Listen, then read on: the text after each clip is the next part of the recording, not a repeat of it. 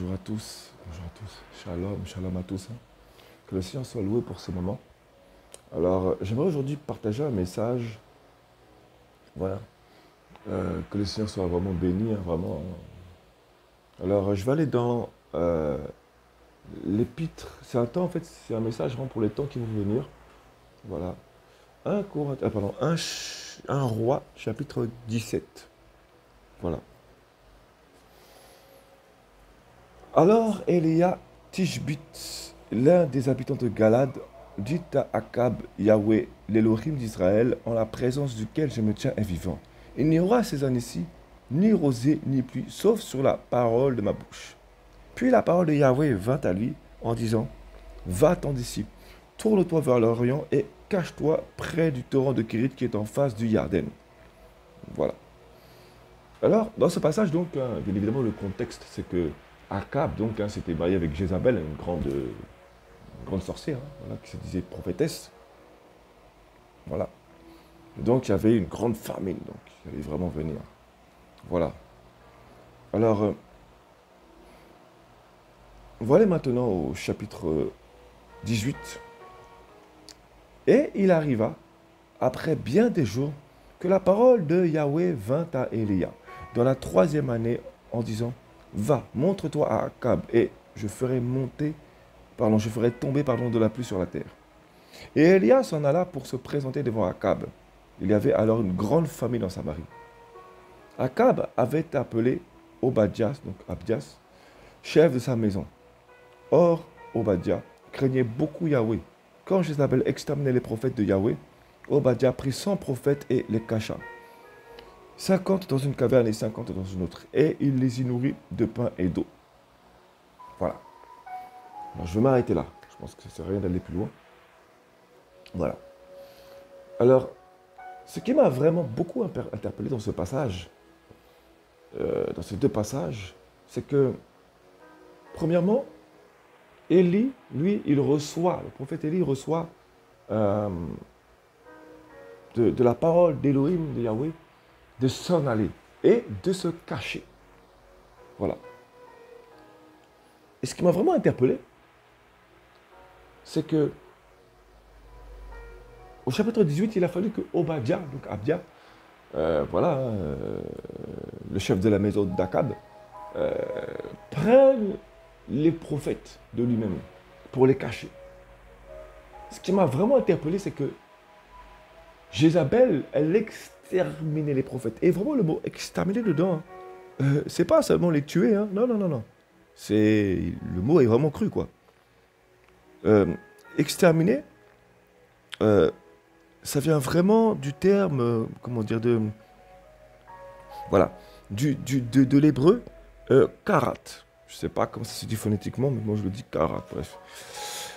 Qui signifie donc couper, retrancher, découper, supprimer une partie du corps, éliminer, tuer, rompre un pacte, traiter une alliance. Voilà, décapiter. Mhm. Voilà, tailler également. Voilà, être coupé, être retranché, être mâché. Donc, il faut vraiment comprendre qu'en ces temps-là, Jézabel, ah, c'est pas seul, elle les exterminait, mais vraiment, c'est. Pour être plus précis, les prophètes de ce temps-là, ils étaient découpés pour beaucoup. Découpés en petits morceaux, apparemment, il faut croire. Bah, nous ne nous étonnons pas de la mort de Jézabel, hein, en même temps. Voilà, hein, on récolte ce que l'on sème. Hein. Voilà. Elle a subi le même sort que, même pire, un sort plus humiliant même que les prophètes qu'elle a tués, en fait. Qu'elle a fait tuer. Voilà. Donc lorsqu'elle faisait ça, bien évidemment, hein, c'était également des pactes, hein, liés à l'alliance qu'elle avait fait avec son Elohim. Hein, bien évidemment, c'était des sacrifices humains qu'elle faisait. Hein. Voilà, elle faisait pas ça à n'importe quel habitant, elle prenait les prophètes. Parce que les prophètes, c'était ceux qui avaient forcément la vision. Voilà. Mais une chose m'a vraiment, mais réellement interpellé au travers de ceci.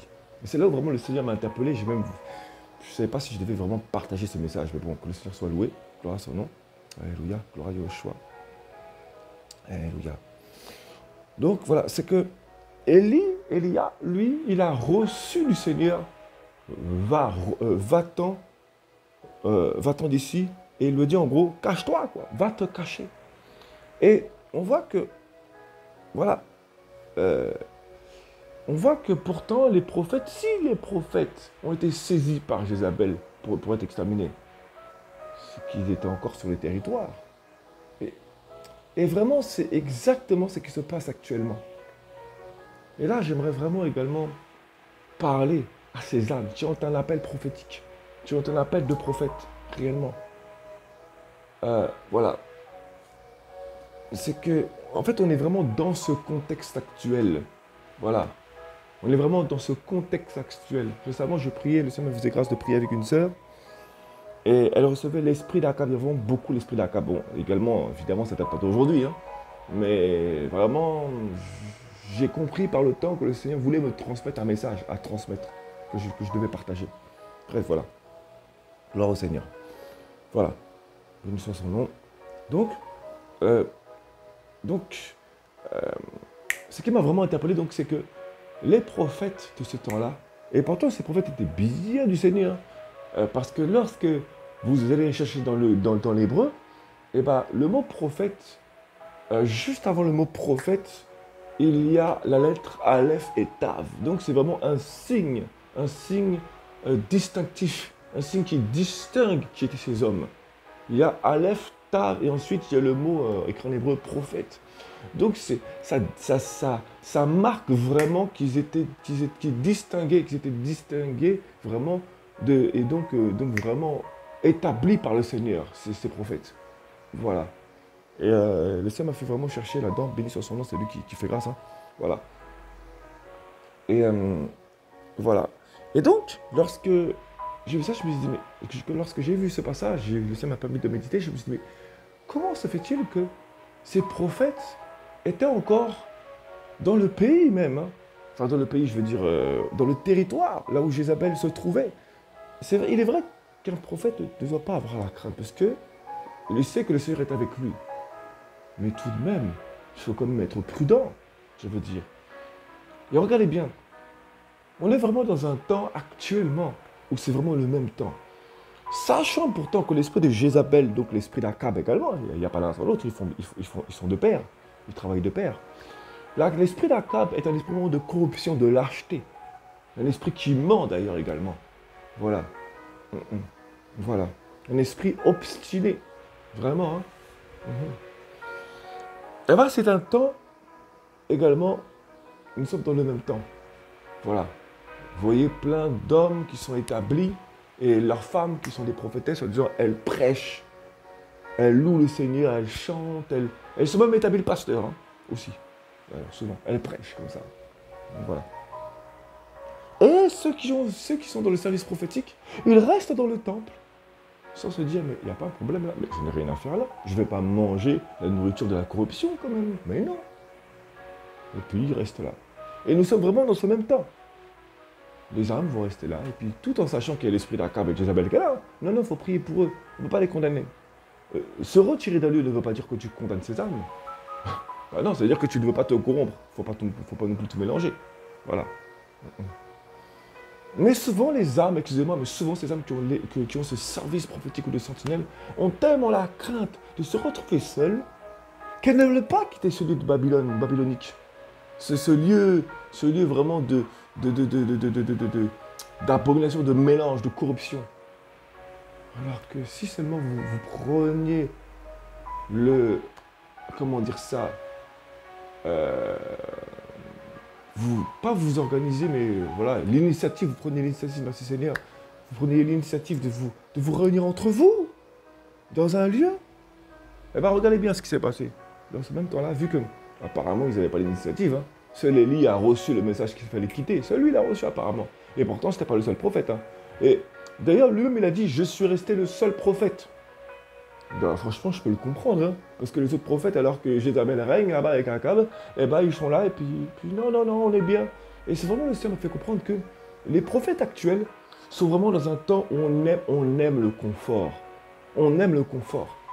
Des âmes qui ont le service prophétique, hein, elles aiment trop le confort. Et c'est pourquoi le Seigneur m'a vraiment fait comprendre qu'on est arrivé dans un temps là, il y a une famine. En fait, c'est là, le temps là, dans le même temps, eh ben, on va arriver dans le même temps. Il y a un temps de famine qui va venir, je vous dis, ça va être terrible. Le Seigneur m'a amené encore du coup au passage, voilà, Or, Obadiah craignait beaucoup Yahweh. Quand Jézabel exterminait les prophètes de Yahweh, Obadiah prit 100 prophètes, les cacha, pardon, oui c'est ça, et les cacha. 50 dans une caverne et 50 dans une autre. Et il les y nourrit de pain et d'eau. Et le Seigneur m'a vraiment fait chercher encore l'hébreu dedans, dans ce passage. Vu qu'apparemment, Jézabel découpe, elle extermine, elle découpe, elle décapite les prophètes, et qu'apparemment, personne, ça interpelle personne. Hein. Chacun reste chez soi, tranquille, quoi. Ça va décapiter les âmes. Voilà, voilà. Le Seigneur a suscité Obadiah, voilà, chef de la maison d'Akab, qui craignait vraiment Elohim, Yahweh. Et il les a pris dans une caverne. Et c'est exactement le temps actuel. Le Seigneur, en fait, comment dire ça? Quand on est dans une caverne, en fait, c'est-à-dire qu'il a suscité cette situation, cette période pour... Excusez-moi, une grotte, c'est vraiment pas un lieu confortable. Hein. C'est vraiment pas un lieu confortable, une grotte. Hein. Ça doit être humide, je ne sais pas. Bref, ça doit vraiment pas être confortable. Et lorsque c'est marqué qu'il les a nourris, le mot nourrir, ça vient du mot koul, en hébreu koul. Voilà. Qui signifie saisir, contenir, mesurer. Donc mesurer également calculer. Voilà. Supporter. Voilà. Donc endurer, être approvisionné. Donc ils sont dans un temps de famine. Donc ne croyez certainement pas que quand les a nourris là, c'était en abondance. Non. En fait, le Seigneur a vu certainement leur confort. Ils étaient tellement dans leur confort. Ils ne savaient tellement pas quoi faire. Mais vous savez, pour un homme, se retirer de son confort, c'est terrible. Hein. Alors que lui, Élie, il a entendu la parole du Seigneur. C'est bizarre quand même. Hein. Et il a été nourri par des corbeaux, des oiseaux de mauvais augure. Il a été nourri. Il a été donc... voilà, donc ça lui a permis de mûrir. Il était tout seul dans le torrent. Voilà. Et donc, ces prophètes, excusez-moi, mais lorsqu'ils étaient dans la grotte, non seulement ils étaient dans un lieu pas très agréable, je pense que le Seigneur a suscité cette situation afin qu'ils soient enfin réunis et qu'ils puissent être en jeûne forcé. Parce que c'est un temps de famine. Hein. Donc, nourris, donc à la mesure. Je vous dis, c'est un temps là, comme ça. Là. Le Seigneur va susciter un temps là, une situation, ça va être une grande famine. Et je vous dis, ceux là qui sont dans des temples remplis de Jézabel là, le Seigneur va susciter cette situation. Il va susciter un temps là où les serviteurs qui ont cet appel prophétique n'auront d'autre choix. Parce que je vous dis, il y a beaucoup d'âmes qui sont les sentinelles et qui ont l'appel prophétique. Voilà. Et qui sont censés intercéder et avertir le peuple. Et qui ne font rien. Non, ils ne font rien. On est tellement bien dans notre confort, on est tellement bien. Il va susciter une situation vraiment, des événements où les prophètes n'auront d'autre choix que leur confort, on va dire, leur seront retirés quelque part. Et ils vont être nourris à la mesure. Ils vont être nourris à la mesure. Juste de pain et d'eau. Juste nourris de la parole de vie. Voilà, et pour se remplir. Juste ça. Le Seigneur va les rassembler, va les unir, il va permettre ce moment. Et vraiment, non, ça va être, je vous dis, ça va être trop difficile. Hein, parce que beaucoup d'âmes avaient le service prophétique. Et ils ont préféré rester dans des lieux corrompus, où il y avait le mélange. Voilà. Et ils ont vu des bien-aimés avoir le même service qu'eux et leur âme être décapitée.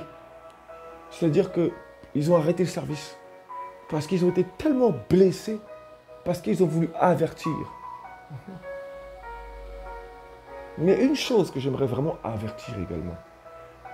Où est-ce que vous avez lu, c'est un truc où vraiment le Seigneur m'a interpellé. Où est-ce que vous avez lu Élie, combattre Jézabel? Nulle part. Élie n'a pas été combattre Jézabel. Hein. Il a été combattre... pas combattre. Il a été avertir Akab. C'est tout. C'était lui la tête. C'était lui le chef. C'est tout. Voilà. Hein.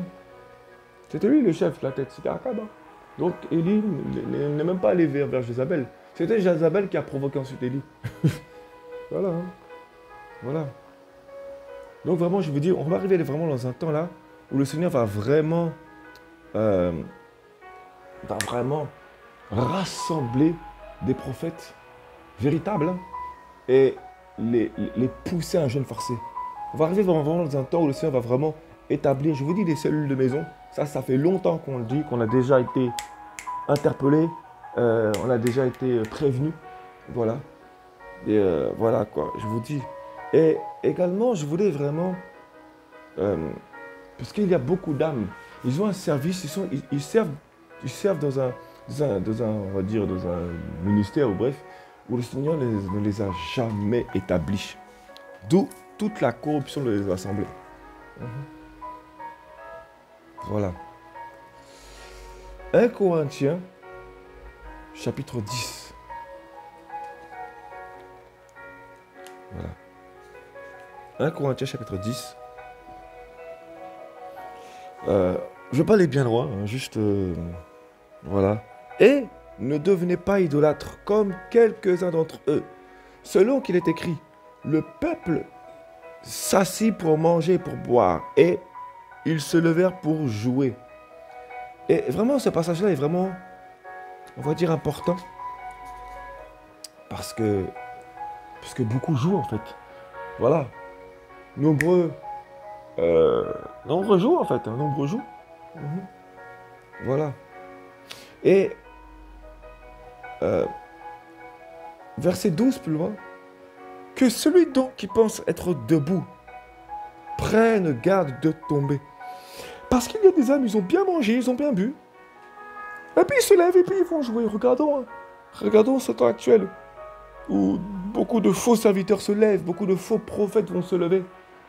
Aujourd'hui là, on voit beaucoup d'âmes, elles vont manger, elles vont boire, donc elles vont être enseignées, hein, voilà, elles vont être enseignées, elles vont bien manger, se nourrir de la parole, elles vont bien boire, s'enivrer de la parole.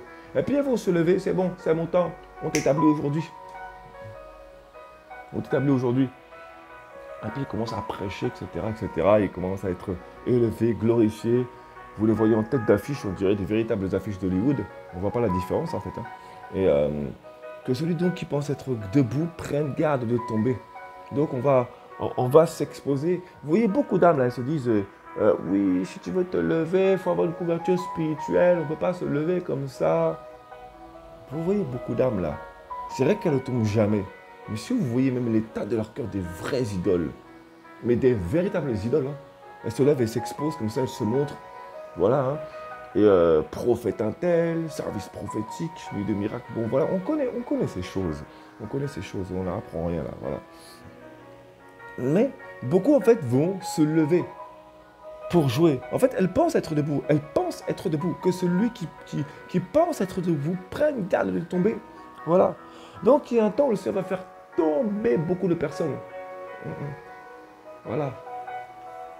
Ah ouais. Je vous dis, il y a des âmes là, même le Seigneur va même les arracher des temples là, des églises là où ils vont prêcher, se prendre pour des je ne sais pas quel service. Le Seigneur va les rappeler à l'ordre. Et le Seigneur va les tirer, il va les pousser à un jeûne forcé. Ça va être un temps terrible de famine. Je vous dis, non, ça va être terrible. Hein. Voilà. Alléluia. Donc voilà, il y a beaucoup d'âmes, je veux dire. Elles n'ont pas le temps.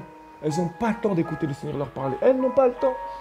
Elles sont tellement de leur confort. Ça va à l'église. Je vous dis combien de fois, quand le Seigneur m'a permis d'aller visiter des assemblées, je vois des âmes, elles ont des appels de sentinelles. Et, mais excusez-moi, vous les voyez, mais toujours tellement bien habillés. Et vous les voyez avec leurs belles grosses voitures, tout ça. Je me dis, mais on est dans quel temps là au juste? Vous les voyez vraiment avec leurs belles grosses voitures, hein, vraiment. Hein. Parce que elles ont payé à crédit, elles ont été bénies. Elles ont été bénies. Mais je vous dis, souvent je ne dis rien. Je ne dis rien, mais souvent, je vois l'hypocrisie dans leur cœur. Bien souvent, le Seigneur me montre ça. L'hypocrisie dans les cœurs. Grosse voiture, tout ça là. Et je suis béni, je vais donner la dîme. Vous savez, il faut donner la dîme, etc., etc. Et je vous dis, moi, ça fait des années que je ne donne pas la dîme. Hein. J'ai jamais manqué de rien. On passe par les épreuves, mais le Seigneur nous soutient. Voilà, hein, tout simplement. Hein. Voilà, bref. De temps en temps, on va donner une offrande au Seigneur, de temps en temps, qu'on a vraiment à cœur, quand vraiment l'œuvre fait quelque chose qui nous touche, on va dire, vas-y, on va donner une offrande pour une fois. Mais sinon, non, je veux dire, voilà. Hein. On préfère les donner aux gens démunis. Je sais pas, c'est plus louable, quoi, des gens qui ont vraiment besoin. Voilà. Enfin bref. Voilà, je vous dis, il y a plein d'âmes comme ça, ce sont des sentinelles. Ah, matériellement, vous les voyez, elles sont bien comme ça, elles sont bien, elles sont tellement de leur confort. Ah là là. Ah ouais. Franchement, il y a des fois, même ça me dégoûte, bien souvent. Hein. Mhm. Ah ouais. Bref. Et elles préfèrent rester dans le pays là-haut, dans le territoire de Jézabel. Et puis elles voient leurs frères décapités. Elles n'ont même plus la force de prier. Et puis, ah frère, tu sais, faut prier pour eux. Elles ne comprennent même pas la souffrance de leur prochain. Je vous dis, le Seigneur va vous le fou. Le Seigneur va faire qu'il faut faire des choses là. Non. Bref, le message n'est pas une condamnation. C'est vraiment pour avertir vraiment ces âmes qui ont le service là. Voilà, je vous dis, arrêtez de jouer. Je vous dis, arrêtez de jouer. Hein. Arrêtez de jouer. Ça va se lever. Voilà. Vous voyez, le message ne va pas plaire. Hein. Le message ne va pas plaire. Hein. Voilà. Mais que le Seigneur soit loué. Voilà, que le Seigneur soit loué. Que le Seigneur soit béni. C'est lui qui fera. Alléluia. Toute gloire vient à Yeshua Mashiach. Je vous avertis vraiment. Waouh. Voilà, béni soit Elohim, béni soit le Seigneur vraiment. Et je pense avoir dit l'essentiel par la grâce du Seigneur. Effectivement, non, il me manque encore un détail important. Lorsque Élia, au chapitre 18, il va combattre les faux prophètes de Baal et d'Astarté. Regardez bien une chose qu'il fait. Chapitre 18, verset 28. Alors, beaucoup, je vous dis, vont des assemblées de réveil, dites de réveil. Et c'est justement là où il y a vraiment l'esprit de Jézabel et d'Akab. Voilà. Donc, verset 28, chapitre 18, 1 roi chapitre 18, verset 28. Il criait donc à grande voix. Beaucoup d'âmes, combien d'âmes crient à grande voix? Ils se faisaient des incisions avec des couteaux et des lances, selon leurs coutumes. Donc, il y a vraiment des coutumes. En sorte que le sang coulait sur eux. Je vous dis, il y en a beaucoup, ce message-là, ils n'apprécient pas. Et ils pensent que c'est un jugement. En fait, on fait un peu partie du corps du Christ, en fait. Donc, si ce n'est pas nous qui jugeons, qui va juger alors? C'est le Seigneur. Mais quand il juge, il fera fort, lui, attention. C'est pour ça que le Seigneur nous demande d'avoir de la sagesse afin de discerner. Qui dit discerner dit faire des constats. Ce n'est pas une condamnation, c'est un constat. Juger par un constat des faits. C'est tout. Voilà. Ensuite, c'est à vous aussi de consulter le Seigneur. Nous, c'est ce qu'on a fait. Hein. Voilà. Donc, ils se faisaient des incisions avec des couteaux et des lances selon leurs coutumes. Aujourd'hui, ce n'est pas avec des incisions et des lances, effectivement. Mais, comment dire ça, il y a une autre coutume. On va jeûner pendant des périodes, alors que le Seigneur ne nous a rien demandé, parce que l'autorité le demande, parce qu'on fait partie de l'Église, il faut suivre. Alors, il y en a, oui. Il y en a, elles sont sincères. Et donc, le Seigneur va les aider à se développer parce que le Seigneur voit leur cœur sincère. Voilà. Mais au bout d'un moment donné, le Seigneur va vous montrer des choses. Mais il ne faut pas les refuser, il faut les accepter. Voilà. Hein. Le Seigneur va votre cœur sincère, il va vous dire... En fait, ce que le Seigneur va vous montrer, c'est tout ce qui se passe dans l'Église.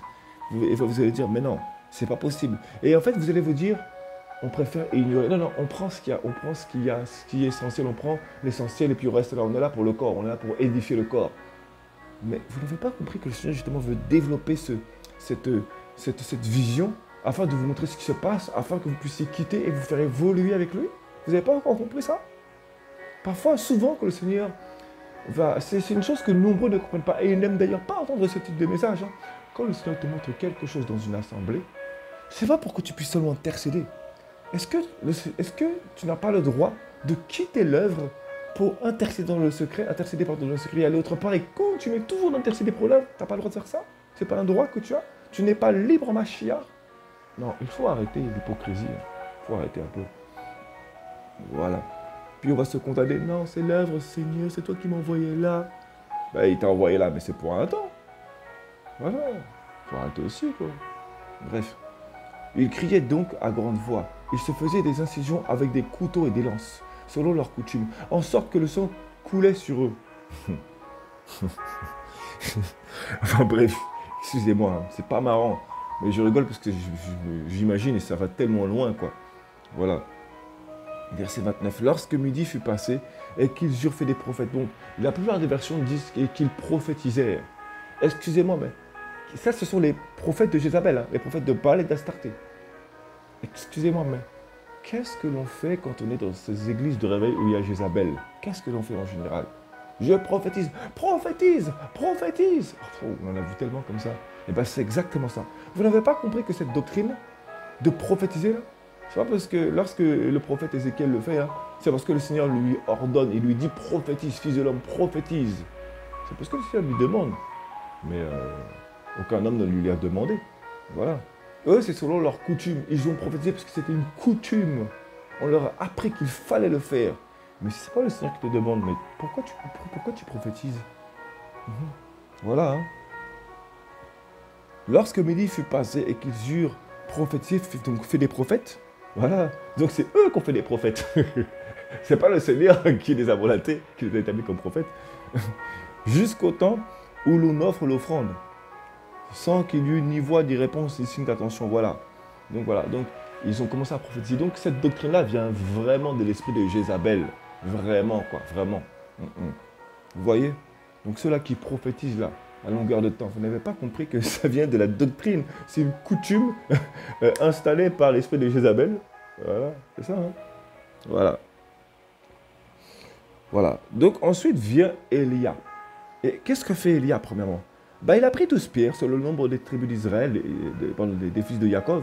Donc, c'est-à-dire qu'il a restauré, voilà, selon le nombre des tribus des fils de Jacob, et à qui était venue la parole de Yahweh en disant, Israël sera ton nom. Et il bâtit avec ses pierres un autel au nom de Yahweh. Voilà, donc, voilà. Puis il fit un fossé de la capacité de 2 mesures de semences autour de l'autel. Voilà, donc vraiment, il a vraiment restauré la parole. Donc il a déjà bâti, il a déjà rebâti l'autel, donc la louange. Hein. Il a ensuite bâti des pierres, voilà. Hein, voilà. Il rangea le bois, il coupa le veau en pièces et il le plaça sur le bois. Donc vraiment, il a vraiment mis une image de sacrifice, quoi. Voilà, tout simplement. Voilà. Voilà. Donc, il a rebâti, il a replacé les fondements. Donc, au lieu de prophétiser, l'image en fait de ce passage, c'est au lieu de prophétiser, de jeûner jusqu'à fatiguer, rétablissez déjà les fondements. Voilà. C'est ça en fait, tout simplement. Rétablissez déjà les fondements. Voilà. Au lieu de jeûner là, je vous dis, vu que beaucoup ne comprennent pas ça, ben, le Seigneur va vous pousser au jeûne forcé. Voilà. Rétablissez les fondements. Voilà. Élie, lui, qu'est-ce qu'il a fait, Élie? Élie, lui, tout de suite, le Seigneur lui a dit, va-t'en d'ici. Et va au fleuve. Va-t'en d'ici. Tourne-toi vers l'Orient. Le mot l'Orient de ce passage, il vient de l'hébreu. Autant pour moi, excusez-moi. Il vient de l'hébreu. Pardon. Il vient de l'hébreu Est-Orient, de l'hébreu Kedem, qui signifie Est-Orient, Antiquité, devant. Ce qui est devant. Le temps passé, donc, voilà. Il vient également de ancien temps, origine, ce qui vient d'autrefois, donc anciennement, commencement. Donc en fait, le Seigneur lui demande de rester sur la base, le commencement, de rester donc sur la base, sur les fondements anciens, donc de garder la parole telle qu'elle était. Et également donc, le mot Kedem donc vient également de l'hébreu kadam, qui signifie rencontrer, venir ou être en face, confronter, aller au devant. Donc voilà.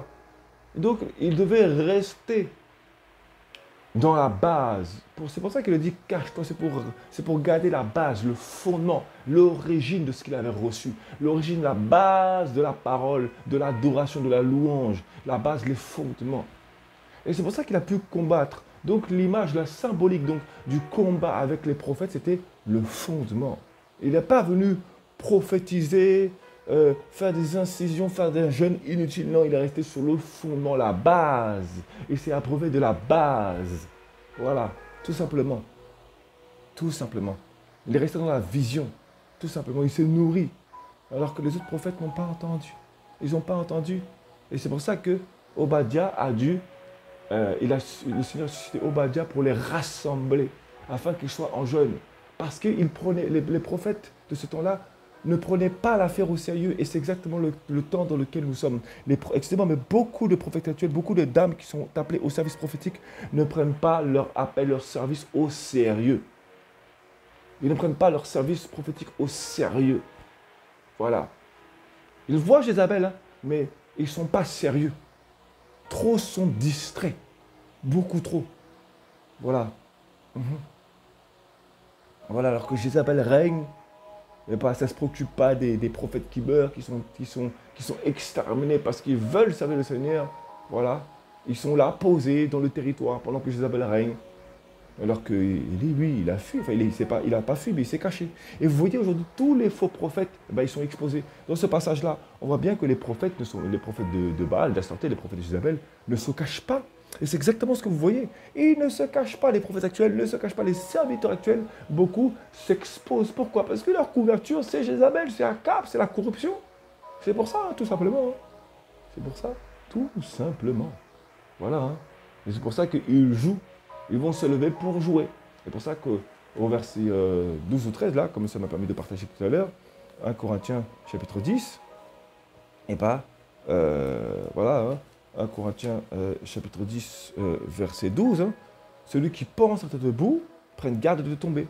Voilà, parce que nombreux vont jouer, nombreux encore leurs idoles de leur cœur, et puis voilà, parce que leur père spirituel, leur couverture, ceux qui les couvrent, quoi, hein, et ben, ils ont aussi leurs idoles. Voilà, beaucoup sont dans les déserts, ils gardent leurs idoles, et puis voilà. Voilà, tout simplement. Voilà. Et eux, ils ne se cachent pas, ils n'ont pas besoin. Parce que leur couverture, c'est Akab, c'est Jézabel. Voilà, tout simplement. Voilà. Donc vraiment, restons aux aguets. Je vous dis, il y a un temps là qui va venir, ça va être terrible.